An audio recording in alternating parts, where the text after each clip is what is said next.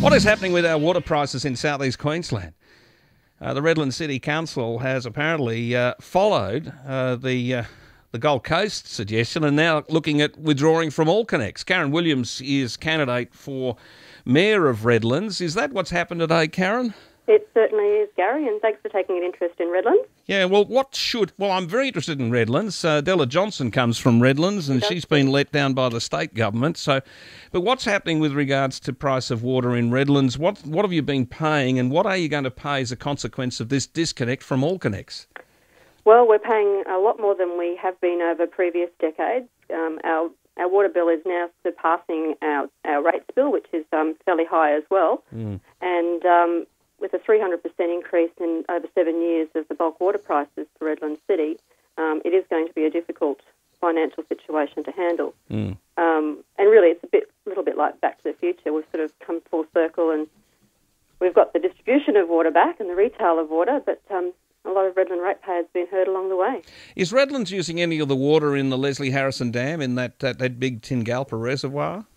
Well, in previous times we used about 30% from Leslie Harrison and the rest, 30 or 40% from Leslie Harrison, and the rest came from Stradbroke Island. So as far as I'm aware, that combination still occurs.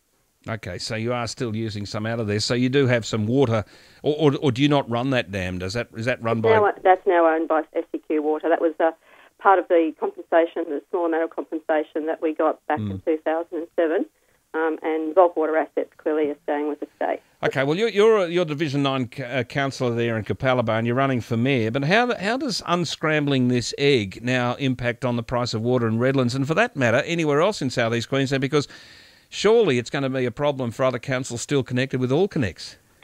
Well, I think I've been a big advocate of opting out of Disconnex for quite some time. I have to say that when the fairer water pricing for SEQ bill, which is a bit of an oxymoron really, came out, it did make me rethink it, because the compensation for disbanding Disconnex was going to lay with the ratepayers of any of the participating councils. Look, to be honest with you, most of the councillors up until today have been big supporters of staying with Disconnex, and we sought some advice when the game changed again from Stephen Robertson in regards to how can this business now be viable with the major shareholder being removed, and little old Redlands, that we're not even sure what our equity is yet. I think it's around 11% we're hoping for. How are we possibly going to be able to make that business work under the regulations that the state have put forward? What's it going to cost you to get out of this? Well, at this point in time, the Minister's advice is, and like I said, councillors were pretty keen to stay with Disconnex, but found it pretty unworkable after the Gold Coast removed themselves. So at this point in time, most of those costs will be borne by the Gold Coast City Council, and I've got to say that's a travesty for any local government as well. Okay, so Redlands is now going to go on its own and you're going to hopefully deliver a better outcome for local residents. That's the plan? That's the plan. Look, I've been working hard lobbying both the government and councillors since 2007 on this issue when water reform came on the agenda, and I hit the roads and grabbed petitions and started out with Facebook pages, etc. And really I was against this before it even began. But now that it's deshackled itself from Disconnex, we need to make sure the state government has an open door to discussing things like bulk water, because though this battle might be over, I think there's still a war to be won for Redlands ratepayers as far as the price of water goes. And obviously talking to the opposition as well, because it seems like more and more people wanting to find out what the opposition's view on this is more than the government's, because they can sniff in the air what's about to happen.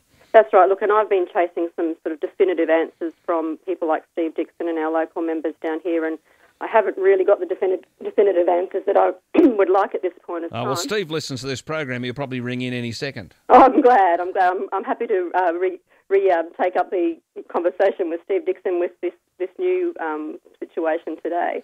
Yep. But look, I think one of the interesting things that Steve will be interested in is that though the decision's been made, the decision, or the actual disbanding of Disconnex won't actually occur until July 2012. So it'll be on his watch, fair chance. Well, and there's going to be a state election before then.